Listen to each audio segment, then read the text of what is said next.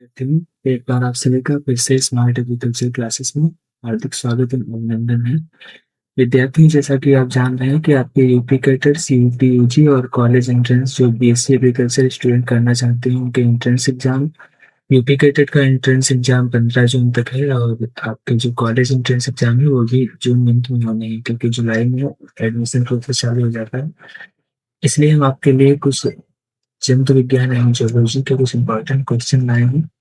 यह क्वेश्चन बहुत इंपॉर्टेंट है और ये क्वेश्चन ऑथेंटिक है। आपकी जो भारत भारती की बुक है उसमें से ये क्वेश्चन निकाले गए हैं।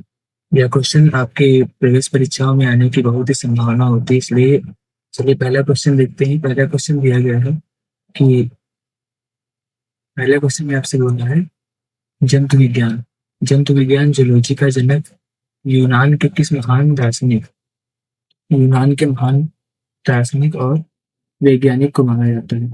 जंतु विज्ञान का कौन सा वो जनक है, यूनान के हैं वो जनक जो महान दार्शनिक और वैज्ञानिक को माना जाता है। तो कौन से हो जाएंगे? पहला ऑप्शन इसमें दिया गया है थियोपेस्टस, दूसरा ऑप्शन दिया गया है अरस्तु, तीसरा ऑप्शन दिया गया है डार्विन और चौथा ऑप्शन जो दिया गया है वो दिया गया है लैमार्क। तो इसमें से राइट आंसर कौन सा हो जाएगा? राइट आंसर हो जाएगा अरस्तु। अरस्तु को जंतु विज्ञान का जनक माना जाता है। अरस्तु जो है उनको जंतु विज्ञान का जनक माना जाता है। थ्रियोपेस्टस जो दिए गए हैं, थ्रियोपेस्टस जो है ये बॉटनी के जनक हैं। उसके हैं बॉटनी के।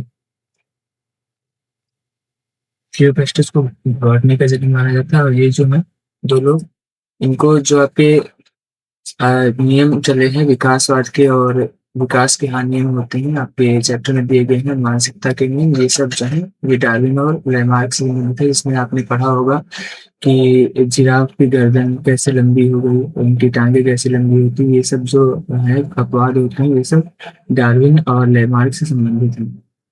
चलिए अगला क्वेश्चन देखते हैं। क्वेश्चन नंबर 2 में दिया गया है जीवों के वैज्ञानिक नामकरण की द्विनाम पद्धति, बाइनोमियल सिस्टम जो दिया गया था उसका प्रतिपादन जो है किसने किया था? तो ए ऑप्शन दिया गया है अरस्तु, बी ऑप्शन दिया गया है कैरोलस लीनियस, सी ऑप्शन दिया गया है आर एच हुटेकर, डी ऑप्शन दिया गया है जॉन रे। तो इसमें से आपको बताना है राइट आंसर कौन सा हो जाएगा। तो इसमें राइट आंसर हो जाएगा कैरोलस लीनियस। कैरोलस लीनियस को द्विनाम पद्धति का जनक माना जाता है। चलिए दोस्तों अगला क्वेश्चन देखते हैं। क्वेश्चन नंबर 3 में बताया गया है द्विनाम पद्धति के अनुसार किसी जीव के नाम का पहला पद और दूसरा पद क्रमशः क्या प्रदर्शित करते हैं? जब भी आप बॉटनिकल नेम लिखते हैं या किसी जीव का साइंटिफिक नेम लिखते हैं, जूलॉजिकल नेम लिखते हैं, तो उसमें दो चीजें मिलाकर नाम लिखा जाता है। तो इसमें आपको बताना है कि पहला उसका जो पार्ट होता है उसको क्या कहते हैं और दूसरा पार्ट क्या होता है, इसको मिलाकर के बॉटनिकल नेम या जूलॉजिकल नेम बनते हैं। तो ए ऑप्शन में बताया गया है जाति और वंश को मिलाकर बनते हैं, बी ऑप्शन में बताया गया है वंश, जीनस और स्पीसीज को मिलाकर बनते हैं, सी ऑप्शन दिया गया है कुल और गण को मिलाकर बनते हैं, या डी ऑप्शन दिया गया है गण और वर्ग को मिलाकर बनते हैं। तो इसमें से राइट आंसर कौन सा हो जाएगा? वंश और जाति को मिलाकर के कोई भी बॉटनिकल नेम या जूलॉजिकल नेम बनाया जाता है। जैसे कि कोई नाम लिखा है, जैसे कि आप मान लीजिए कि उसका मोर का नाम लिखा है, जूलॉजी का ही नाम ले रहे हैं, मोर का नाम लिखा है पावक स्टेटस, पावक स्टेटस, पावक स्टेटस नाम लिखा है जैसे कि मान लीजिए। तो इसमें जो पाव में शुरू वाला ये क्या है? वंश का नाम है और जो इसकी जाति है वो है स्टेटस। इस तरीके से बॉटनिकल नेम बनते हैं। चलिए अगला क्वेश्चन देखते हैं। अगले क्वेश्चन नंबर 4 में क्या बोल रहा है? संघ प्रोटोजोआ के एक कोशिकीय जीवों में अमीबा का चलन अंग कौन सा होता है? लोकोमोटर ऑर्गन कौन सा होता है? अमीबा जो आपका है इसका लोकोमोटर ऑर्गन कौन सा होता है? तो ए ऑप्शन दिया गया है कशाभिका, जिसको इंग्लिश में बोलते हैं फ्लैजेला, बी ऑप्शन दिया गया है कूटपाद या स्यूडोपोडिया, सी ऑप्शन दिया गया है सिलिया या डी ऑप्शन दिया गया है टंगी। तो आपको इसमें से राइट आंसर बताना है कि कौन सा इसका राइट आंसर हो जाएगा। तो कौन सा हो जाएगा? बी ऑप्शन इसका राइट आंसर हो जाएगा, कूटपाद या स्यूडोपोडिया इसको बोलते हैं। चलिए अगला आंसर देते हैं। और ये देखिए जो सीलिया दिया गया है, सीलिया जो पैरामीशियम होती है उसमें क्या सीलिया पाई जाती है। सीलिया फ्लैजेला है, ये भी मतलब लोकोमोटरी ऑर्गन है, लेकिन जो आपसे जब अमीबा में पूछा जाएगा तो आप क्या लगाएंगे?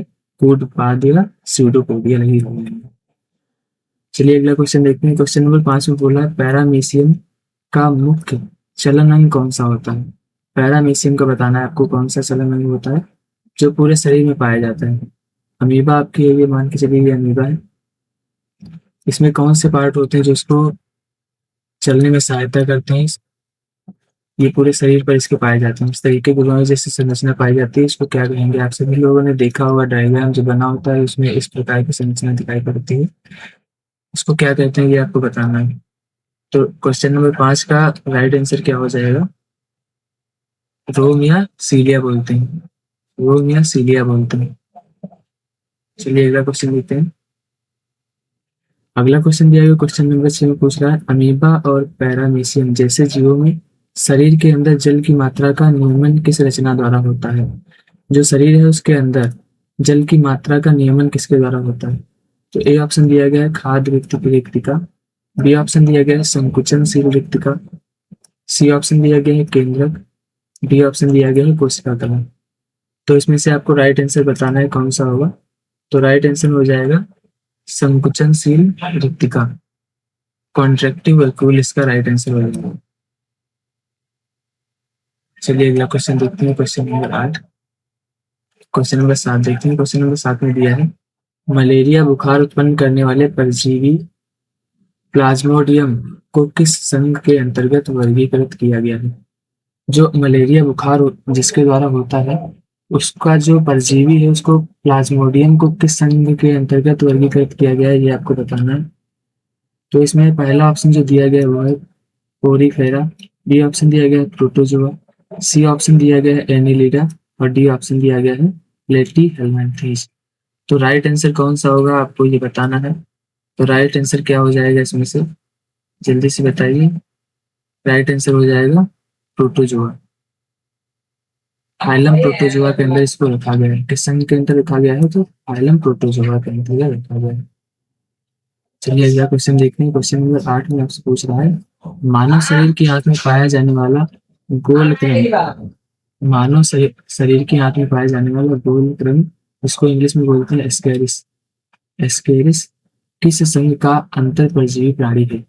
या अंता परजीवी होते हैं, ये शरीर के अंदर पाए जाते हैं, दिखाई नहीं पड़ते हैं, बहुत ही सूक्ष्म होते हैं। सूक्ष्मदर्शी की सहायता से इसको आप देख सकते हैं, नग्न आंखों से नहीं देख सकते। तो आपको बताना है यह किस संघ के अंतर्गत आते हैं। तो ए ऑप्शन दिया गया है एनिलीडर, बी ऑप्शन दिया गया है एस्केलहेंथीज या नेमेटोडा, सी ऑप्शन दिया गया है आर्थ्रोपोडा या डी ऑप्शन दिया गया है सिलेंट्रेटा।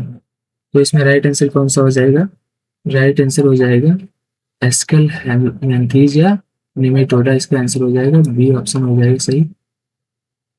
चलिए दोस्तों अगला क्वेश्चन देखते हैं। क्वेश्चन नंबर 9 में बोल रहा है वयस्क एस्केरिस की देह गुहा वास्तविक नहीं होती। जो वयस्क देह एस्केरिस होता है उसकी देह गुहा वास्तविक नहीं होती है बल्कि आभासी होती है। इसे क्या नाम दिया जाता है, इसे क्या नाम दिया गया है ये आपको बताना है। जो एस्केरिस की देह गुहा है वास्तविक तो होती नहीं है, लेकिन जो आभासी देह गुहा है इसको क्या नाम दिया गया है। तो ए ऑप्शन दिया गया सीलोम, बी ऑप्शन दिया गया कूट गुहा या सीडोसील, सी ऑप्शन दिया गया हीनोसील या बी ऑप्शन दिया गया है ब्लास्टोसील। तो इसमें से नवे ऑप्शन का आंसर कौन सा सही हो जाएगा, बी ऑप्शन सही हो जाएगा। बी ऑप्शन सही हो जाएगा कौन सा, कूट गुहा या सीडोसील इसका राइट आंसर हो जाएगा।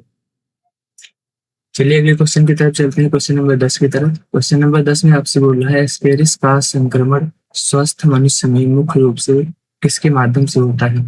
जो एस्केरिस है अंता परजीवी जो आपको अभी पिछले क्वेश्चन में बताया था, इसका जो संक्रमण होता है स्वस्थ मनुष्य में वह किसके द्वारा होता है, क्या इसका माध्यम होता है ये आपको बताना है।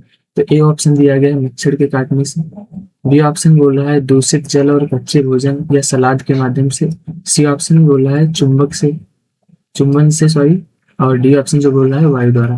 तो इसमें से राइट आंसर कौन सा हो जाएगा आपको बताना है 10वें वाले क्वेश्चन का।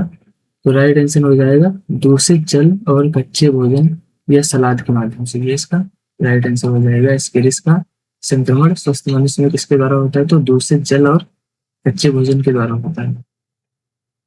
ये आपके नॉलेज के लिए बता दें, जैसे कोई कच्चा फल इसलिए कहा गया है जैसे कोई आप खेत से डायरेक्ट मूली लाते हैं और उसको आप डायरेक्ट खा लेते हैं। तो ये देखिए ये सब जो जीव है अंतः परजीवी है, ये सब मृदा में पाए जाते हैं, दूसरी जगहों में पाए जाते हैं। ये सब इसके साथ में चिपक कर आपके पेट में पहुंच जाएंगे और यह नुकसान पहुंचाते हैं। दूषित जल ये भी खुले स्थानों पे, जैसे कोई जल है या कहीं से आपने डायरेक्ट उसको पी लिया, तो ये भी इसके द्वारा हो जाता है। इसलिए राइट आंसर कौन सा होगा? दूषित जल और कच्चे भोजन या सलाद के माध्यम से हो जाता है। चलिए अगला क्वेश्चन देखते हैं।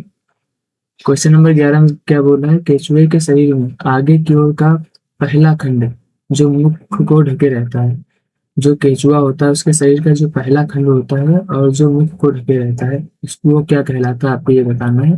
तो ए ऑप्शन दिया गया है पेरिस्टोरियम, बी ऑप्शन दिया गया है पोस्टोमियम, सी ऑप्शन दिया गया है क्लियटेलम और डी ऑप्शन दिया गया है डिजाइड। तो 11वें क्वेश्चन का आंसर क्या हो जाएगा? प्रोस्टोरियम हो जाएगा ये वाला, बी ऑप्शन हो जाएगा कौन सा?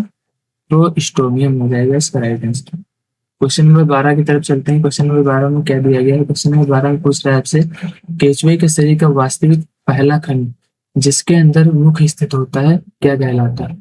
जो केचुए का शरीर का पहला खंड होता है, इसे मान के चलिए ये केचुआ है, इसके शरीर का जो पहला ये खंड होता है ये क्या कहलाता है, आपको ये बताना है। तो ए ऑप्शन दिया गया है पोस्टोमियम, बी ऑप्शन दिया गया है परितुंड या पेरिस्टोमियम, सी ऑप्शन दिया गया है क्लियटेलम और डी ऑप्शन दिया गया है गुदाकंड। तो 12वें क्वेश्चन का राइट आंसर क्या हो जाएगा? परितुंड या पेरिस्टोमियम इसका राइट आंसर हो जाएगा। विद्यार्थियों कमेंट में आप बताते रहिए कि आपको वीडियो कैसा लग रहा है, समझ में आ रहा है क्वेश्चन कि नहीं, और ये आपको सही लग रहा है कि एग्जाम की दृष्टि से क्वेश्चन आ सकते हैं। देखिए क्वेश्चन नंबर 13 में क्या लिखा है? केचुए की त्वचा का भूरा रंग किस विशेष वर्णक के कारण होता है, किस पिगमेंट के कारण होता है? तो आपको बताना है। ए ऑप्शन दिया गया है हीमोग्लोबिन, बी ऑप्शन दिया गया है पोरफायरिन, सी ऑप्शन दिया गया है क्लोरोक्लोरिन और डी ऑप्शन जो दिया गया है वो है मेलानिन। तो राइट आंसर इसमें से कौन सा हो जाएगा? 13 वाले ऑप्शन का हो जाएगा पोरफायरिन के कारण जो केचुआ होता है उसका रंग भूरा होता है। किसके कारण होता है? पोरफायरिन के कारण। हीमोग्लोबिन किस में पाई जाती है? तो ये जितने मानव रक्त जो होता है, मानव रक्त जो होता है उसमें पाया जाता है हीमोग्लोबिन। चलिए अगला क्वेश्चन देखते हैं। अगले क्वेश्चन में क्या पूछ रहा है आपसे? क्वेश्चन नंबर 14 में पूछ रहा है केचुए के शरीर में रेंगने की क्रिया, केचुए के शरीर में जो रेंगने की क्रिया है, एक स्थान से दूसरे स्थान पर जो पहुंच जाते हैं केचुए, मुख्य रूप से काइटिन के बने किन अंगों द्वारा होता है? काइटिन के बने किन अंगों द्वारा होता है ये आपको बताना है। तो ए ऑप्शन दिया गया है पाद नालिका है, बी ऑप्शन दिया गया है सीटी या सूप, सी ऑप्शन दिया गया है पैरापोडिया, डी ऑप्शन दिया गया है स्पर्श। तो राइट आंसर आपको बताना है 14वें क्वेश्चन का। तो इसमें से राइट आंसर हो जाएगा बी वाला ऑप्शन इसका, सीटी या सूप। सीटी या सूप क्या हो जाएगा? इसके शरीर जो केचुआ चलता है एक स्थान से दूसरे स्थान तक जब केचुआ पहुंचता है तो उसमें जो काइटिन के बना भाग होता है उसको क्या बोलते हैं? सीटी या सूप बोलते हैं। चलिए क्वेश्चन नंबर 15 की तरफ चलते हैं। क्वेश्चन नंबर 15 में पूछ रहा है केचुए की आहार नाल का कौन सा भाग मिट्टी के कणों को महीन पीसने का कार्य करता है? केचुए की जो आहार नाल होती है उसमें कौन सा ऐसा भाग होता है जो मिट्टी के कणों को महीन महीन कणों में पीस देता है? तो ए ऑप्शन दिया गया है ग्रेसनी, बी ऑप्शन दिया गया है गिचार्ड या पेसड़ी, सी ऑप्शन दिया गया है अमाशय और डी ऑप्शन दिया गया है सीकम। तो 15वें क्वेश्चन का आंसर आपको बताना है सही क्या हो जाएगा। तो ये हो जाएगा गिचार्ड या पेसड़ी। ये देखिए ये गिचार्ड जो है ये आपको हर जगह जब भी आपसे पूछा जाएगा कि हार को छोटे छोटे भागों में कौन तोड़ता है, कौन सा भाग ऐसा होता है, तो गिचार्ड ही आएगा। चाहे कोई भी हो, ज्यादातर गिचार्ड ही पाया जाता है उस कार्य के लिए, गिजार्ड ही जिम्मेदार होता है। चलिए अगला क्वेश्चन देखते हैं। क्वेश्चन नंबर 16 में क्या पूछ रहा है? क्वेश्चन नंबर 16 में पूछ रहा है केचुए की आंत में पाया जाने वाला आंतरिक मोड़ जो अवशोषण तल बढ़ाता है। जो केचुआ होता है उसके आंतरिक मोड़ जो होते हैं उसमें ऐसा कौन सा भाग है जो अवशोषण तल को बढ़ाता है?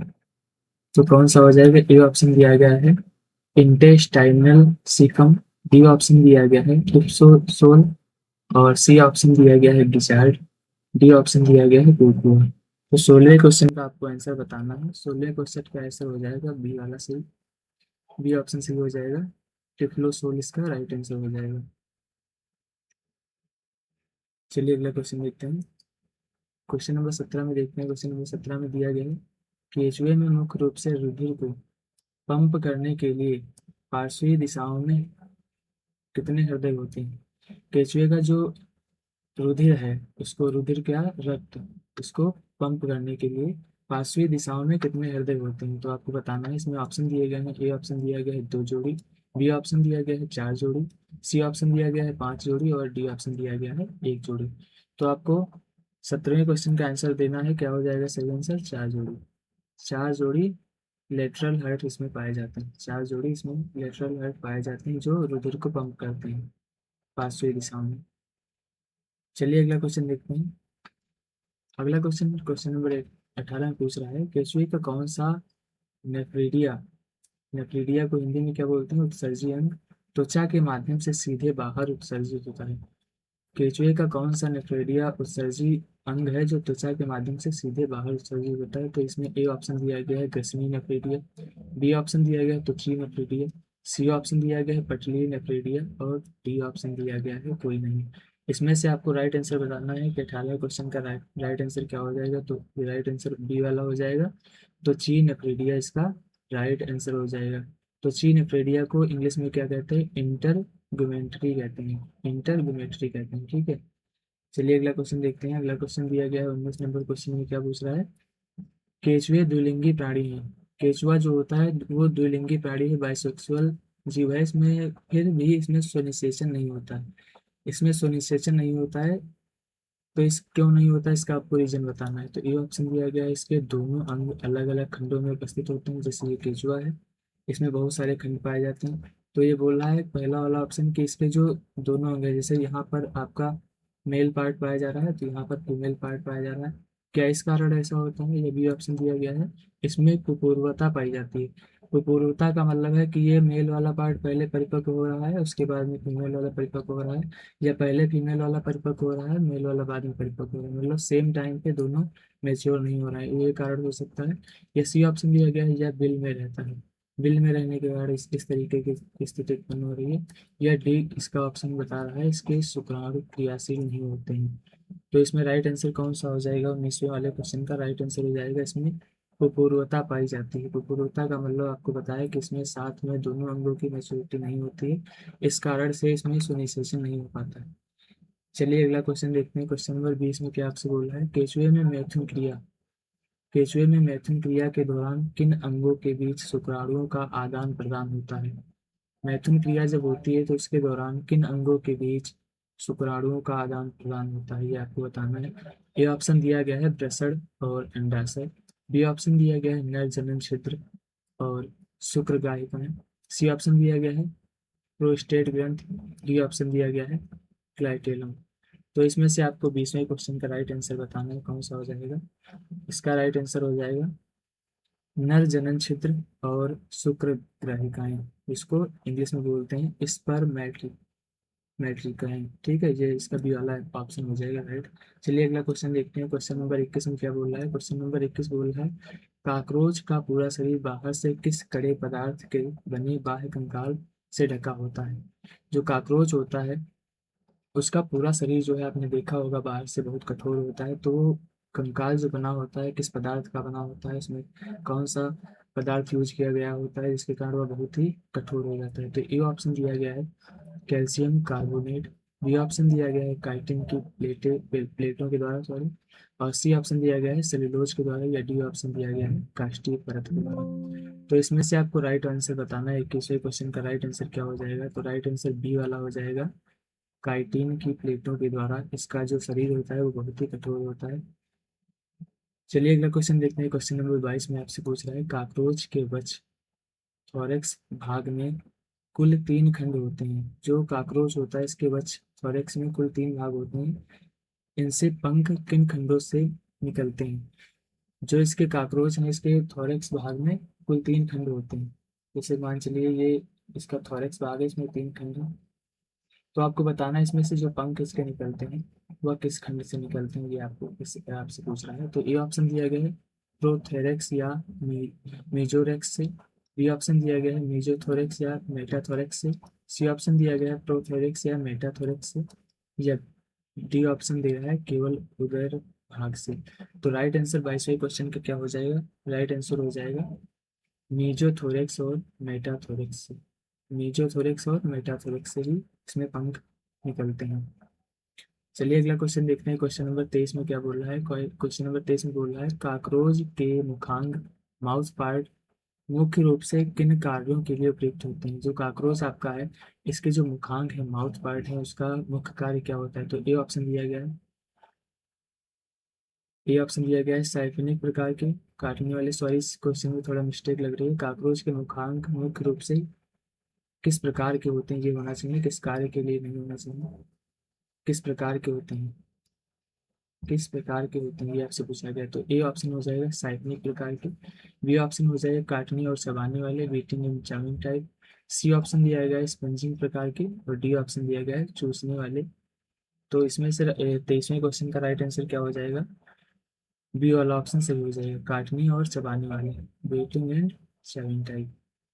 चलिए अगला क्वेश्चन देखते हैं। क्वेश्चन नंबर 24 में क्या पूछ रहा है। क्वेश्चन नंबर 24 में पूछ रहा है काकरोच की आहार नल का वह कौन सा बड़ा भाग है जिसमें भोजन का अस्थायी संचय होता है।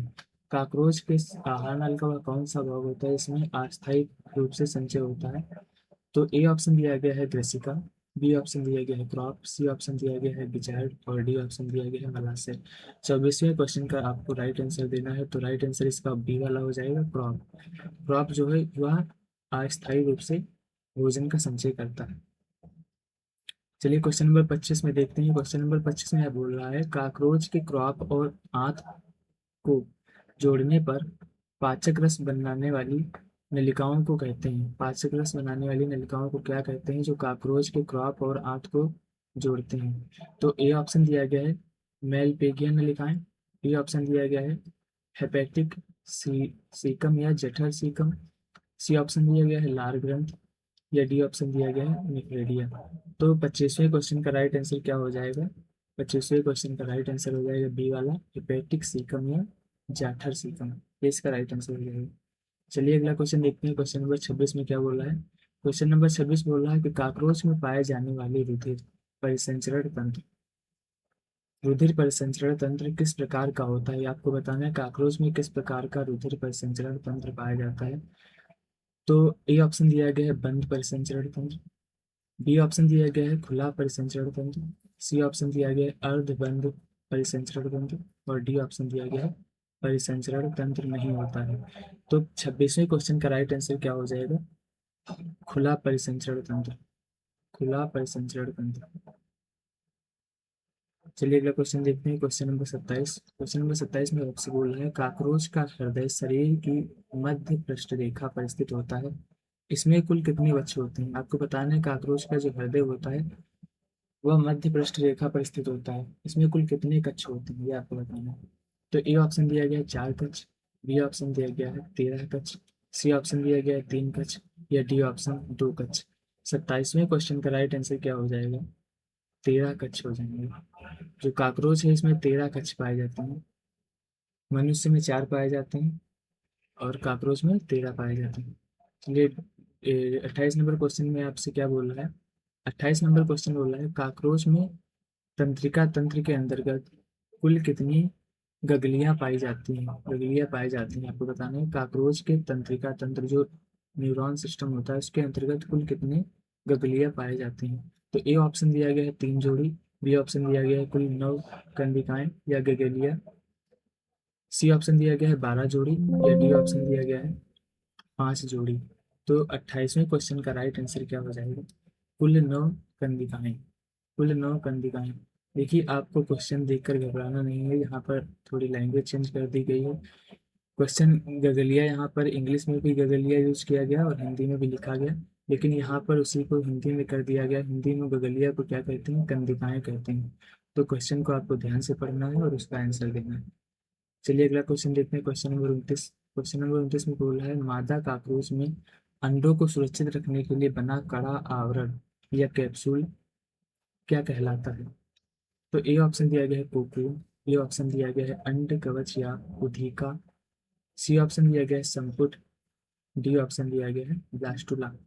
तो इसमें से 29वें क्वेश्चन का राइट आंसर क्या हो जाएगा, राइट आंसर हो जाएगा बी वाला, बी राइट आंसर हो जाएगा अंड कवच या उथिका, अंड कवच या उथिका इसका राइट आंसर हो जाएगा। चलिए अगला क्वेश्चन देखते हैं। Question number 30। क्वेश्चन नंबर 30 में बोल रहा है काकरोच के उथिका कैप्सूल के अंदर कुल कितने अंडे व्यवस्थित होते हैं? जो काकरोच है उसका जो उथिका है या कैप्सूल है उसके अंतर्गत कुल कितने अंडे व्यवस्थित होते हैं? तो ए ऑप्शन दिया गया है 8 अंडे, बी ऑप्शन दिया गया है 16 अंडे, सी ऑप्शन दिया गया है 24 अंडे, या डी ऑप्शन दिया गया है 100 अंडे। तो तीसरे क्वेश्चन का राइट आंसर क्या हो जाएगा? बी वाला 16 अंडे इसका राइट आंसर हो जाएगा। चलिए अगला क्वेश्चन देखते हैं, क्वेश्चन नंबर 31। क्वेश्चन नंबर 31 में बोल रहा है रेशम रेशम उद्योग जिसको बोलते हैं सेरिकल्चर में रेशम का कीड़ा मुख्य रूप से किस पौधे की पत्तियों पर पाला जाता है? ये वेरी कॉमन आंसर है, इसका आंसर आपको कमेंट में देना है। ये क्वेश्चन हम इसमें नहीं बताएंगे, इसका आंसर आप कमेंट में देंगे। ये इसका क्वेश्चन सभी को पता होगा जितने भी हमारे एग्रीकल्चर के दोस्त हैं। चलिए अगला क्वेश्चन देखते हैं, क्वेश्चन नंबर 32। क्वेश्चन नंबर 32 में बोल रहा है लाख का कीड़ा जो होता है लैक इंसेक्ट अपने शरीर की त्वचा से लाख स्रावित करता है। यह कहाँ पाला जाता है? यह कहाँ पाला जाता है? तो ए ऑप्शन दिया गया है पलाश, बेर, कुसुम के वृक्षों पर, बी ऑप्शन दिया गया है केवल आम के वृक्ष पर, सी ऑप्शन दिया गया है केवल यूकेलिप्टिस पर, डी ऑप्शन दिया गया है शीशम पर। तो 32वें क्वेश्चन का राइट आंसर जो हो जाएगा वो हो जाएगा ए वाला पलाश, बेर और कुसुम के वृक्षों पर जो लाख का कीट होता है ये पाला जाता है। लाख जो है ये इसकी चूड़ियाँ बनाई जाती हैं, इसका यूज चूड़ियों में किया जाता है या और भी चीजें इसकी बनाई जाती हैं। ठीक है, चलिए अगला क्वेश्चन देखते हैं। अगला क्वेश्चन है 33 नंबर क्वेश्चन में क्या बोल रहा है लाख कीट द्वारा स्रावित लाख का मुख्य उपयोग औद्योगिक रूप से किस कार्य के लिए किया जाता है? देखिए अगला क्वेश्चन वही आ गया जो मैंने आपको भी बताया था। ए ऑप्शन दिया गया है चूड़ियाँ, सील वैक्स और वर्निश बनाने में, बी ऑप्शन दिया गया है खाद बनाने में, सी ऑप्शन दिया गया है दवाई बनाने में, और डी ऑप्शन दिया गया है कपड़े बनाने में। तो 33वें क्वेश्चन का राइट आंसर क्या हो जाएगा? ए वाला हो जाएगा चूड़ियाँ, सील वैक्स और वर्निश बनाने में इसका यूज किया जाता है। चलिए अगला क्वेश्चन देखते हैं, क्वेश्चन नंबर 34। क्वेश्चन नंबर 34 में बोल रहा है मधुमक्खी के परिवार में सबसे बड़े आकार की एक मक्खी होती है। जो मधुमक्खी का परिवार होता है इसके अंदर एक सबसे बड़े आकार की मक्खी होती है जो पूरे छत्ते की माँ होती है, उसको क्या कहते हैं ये आपको बताना है। तो ए ऑप्शन दिया गया है ड्रोन, बी ऑप्शन दिया गया है रानी मक्खी, सी ऑप्शन दिया गया है श्रमिक मक्खी, और डी ऑप्शन दिया गया है सिपाही मक्खी। तो 34वें क्वेश्चन का राइट आंसर क्या हो जाएगा? बी वाला हो जाएगा रानी मक्खी। ये ऑप्शन इसका राइट आंसर हो जाएगा रानी मक्खी। चलिए 35वां क्वेश्चन देखते हैं। 35 क्वेश्चन है ड्रोन या नर मक्खियों का विकास अनिषेचित अंडों से होता है। जो अनिषेचित अंडे होते हैं जिनमें फर्टिलाइजेशन नहीं होता है उन्हीं के द्वारा ड्रोन या नर मक्खियों का विकास होता है। इनका मुख्य कार्य क्या होता है? इनका मुख्य कार्य क्या होता है ये आपको बताना है। तो ए ऑप्शन दिया गया है छत्ते की सफाई करना, बी ऑप्शन दिया गया है रानी मक्खी के साथ मैथुन करना, सी ऑप्शन दिया गया है मोम बनाना, और डी ऑप्शन दिया गया है शहद खोजना।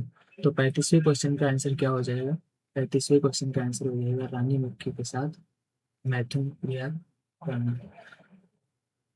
चलिए अगला क्वेश्चन देखते हैं, क्वेश्चन नंबर 36 में क्या बोल रहा है? क्वेश्चन नंबर 36 बोल रहा है दीमक एक सामाजिक कीट है। जो दीमक है वो एक सामाजिक कीट है। इसकी कॉलोनी में मिट्टी के बड़े ढेर बनाने का कार्य कौन करता है? जो दीमक होता है इसकी कॉलोनी में मिट्टी के जो बड़े बड़े बीम आपने देखे होंगे, टीले देखे होंगे, ये बनाने का कार्य कौन करता है? तो ए ऑप्शन दिया गया है राजा और रानी, बी ऑप्शन दिया गया है श्रमिक वर्ग, सी ऑप्शन दिया गया है सैनिक वर्ग, और डी ऑप्शन दिया गया है पंखयुक्त दीमक। तो 36वें क्वेश्चन का राइट आंसर क्या हो जाएगा? 36वें क्वेश्चन का राइट आंसर हो जाएगा श्रमिक वर्ग। श्रमिक वर्ग इसका राइट आंसर हो जाएगा। देखिए सामाजिक कीट इसलिए कहा गया है क्योंकि ये लोग एक समाज बनाकर रहते हैं। ये लोग अपने जहाँ पर भी रहते हैं, जिस बीम में रहते हैं, जिस भी कॉलोनी में रहते हैं, वहाँ पर एक समाज बनाकर रहते हैं। इसमें सभी का काम बटा हुआ होता है, किसको क्या करना है। किसी का कार्य इधर उधर से बीम बनाना होता है, किसी का कार्य भोजन इकट्ठा करना होता है, किसी का कार्य सफाई करना होता है। ये सब अलग अलग इनके कार्य होते हैं। ये एक सामाजिक तरीके से रहते हैं, इसलिए इनको सामाजिक कीट कहते हैं। सामाजिक कीट कौन कौन से हैं? जैसे आपका मधुमक्खी हो गई, मधुमक्खी आपकी हो गई, और दीमक, ये सब जो है ये सामाजिक कीट है। ये क्वेश्चन बार बार पूछा जाता है कि कौन से सामाजिक कीट होते हैं। चलिए अगला क्वेश्चन देखते हैं, क्वेश्चन नंबर 37। क्वेश्चन नंबर 37 में बोल रहा है दीमक की बाम्बी की रक्षा करने और शत्रुओं से लड़ने का कार्य कौन सा विशिष्ट वर्ग करता है?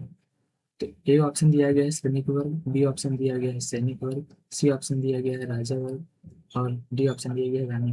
तो 37वें क्वेश्चन का राइट आंसर क्या हो जाएगा? सैनिक वर्ग। आपको इस ऑप्शन से ही लग रहा है कि सैनिक सैनिक है तो भाई ये तो किसी की रक्षा तो करेंगे ही, तो ये अपने बिंदु की रक्षा करते हैं, तो बी वाला ऑप्शन इसका राइट आंसर हो जाएगा।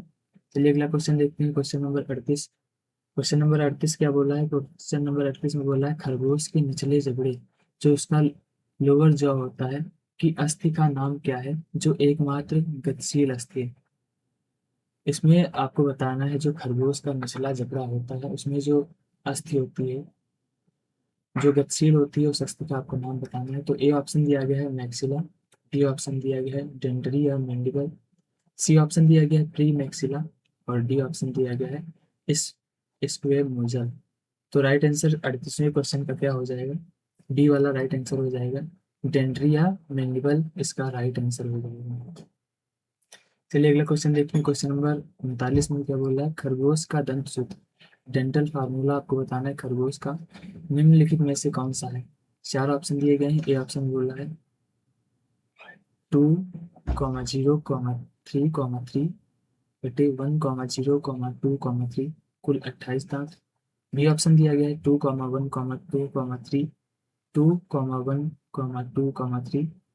सी ऑप्शन दिया गया है 3,1,4,3 और 3,1,4,3।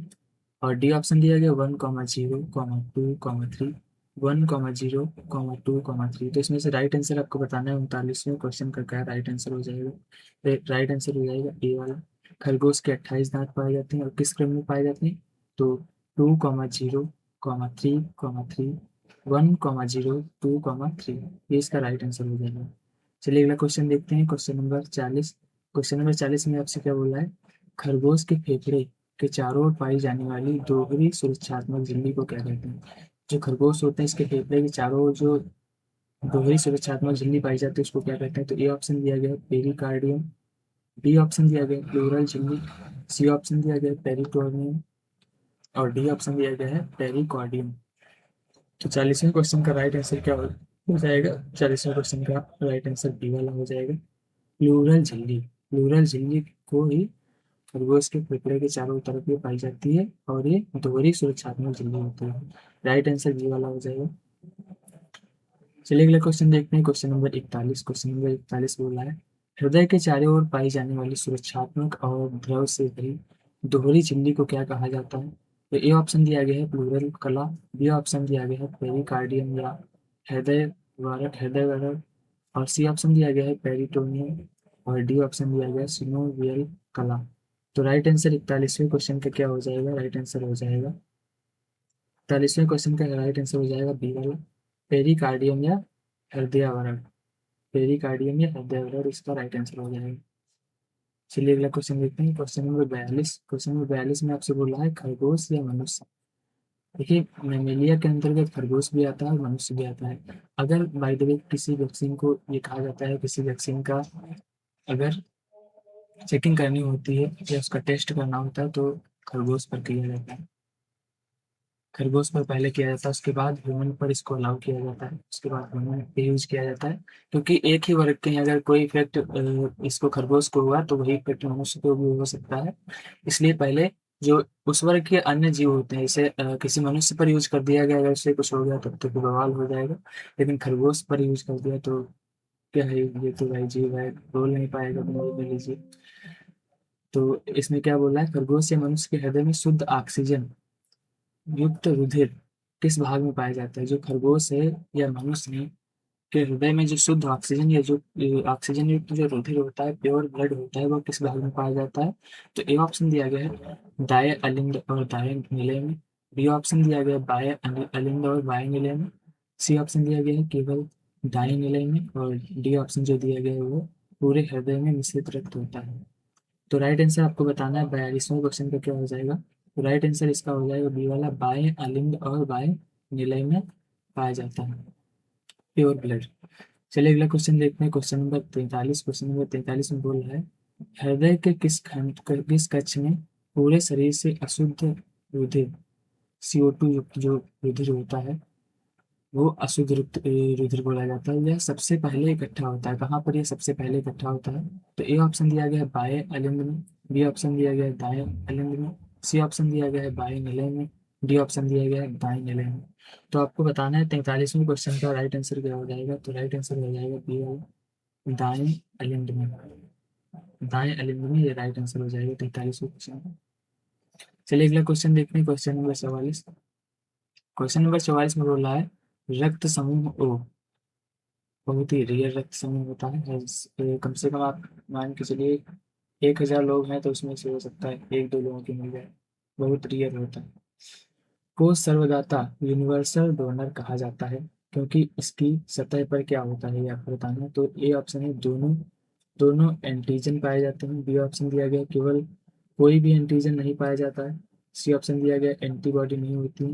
या डी ऑप्शन दिया गया आर एच कारक अत्यधिक होता है। आर एच कारक अत्यधिक होता है। तो 44वें क्वेश्चन का आपको राइट आंसर देना है।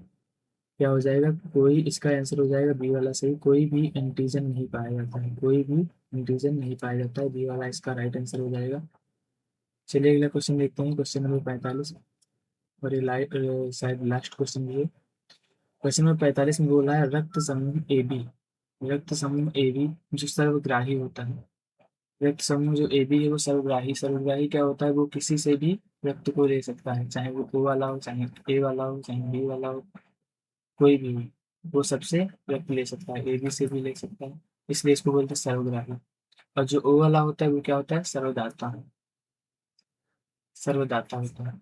तो बोला है क्योंकि इसके रुधिर में प्लाज्मा के अंदर होता है, जो रक्त समूह ए बी सर्वग्राही होता है, इसके रुधिर प्लाज्मा के अंदर क्या होता है। तो ए ऑप्शन दिया गया दोनों एंटीजन होते हैं। बी ऑप्शन दिया गया कोई भी एंटीबॉडी नहीं पाई जाती है। सी ऑप्शन दिया गया हीमोग्लोबिन अधिक होती है। और डी ऑप्शन दिया गया प्लेटलेट्स नहीं होती हैं। तो इसका राइट आंसर क्या हो जाएगा, 45वें क्वेश्चन का राइट आंसर हो जाएगा कोई भी एंटीबॉडी नहीं पाई जाती है। जो आपका ए बी सर्वग्राही रक्त समूह होता है इसमें कोई भी एंटीबॉडी नहीं पाई जाती है। यही बी वाला इसका राइट आंसर हो जाएगा। थैंक यू विद्यार्थियों, आप सभी लोग इतनी देर तक हमारे साथ जुड़े रहे। मैं आशा करता हूँ आपको वीडियो पसंद आया होगा, और अगर वीडियो आपको अच्छा लगा हो, यूजफुल लगा हो, आपके एग्जाम के लिए सही परफेक्ट हो, तो आप हमारे चैनल को सब्सक्राइब करिएगा जो नए लोग हैं। और फ्री नोट्स के लिए हमारे टेलीग्राम चैनल को भी ज्वाइन करिएगा, क्योंकि इस पे एमसीक्यू क्वेश्चन जो आपके यूपी कैटेड एग्जाम यूटी यानी जो प्रवेश परीक्षा है उसके लिए इस पे फ्री नोट्स पढ़ा करते हैं, वो अभी आप यहाँ से फायदा उठा सकते हैं। सी ऑप्शन जो ये दिया गया, दूसरा ऑप्शन दिया गया है टर्न अलर्ट ऑन, ये कहने का मतलब है कि आप बेल आइकन को भी प्रेस कर लीजिएगा, जिससे क्या होगा कि हमारा जो जब भी क्लास हम डालेंगे तो आपको सबसे पहले मिल जाएगी। थैंक यू विद्यार्थियों, धन्यवाद।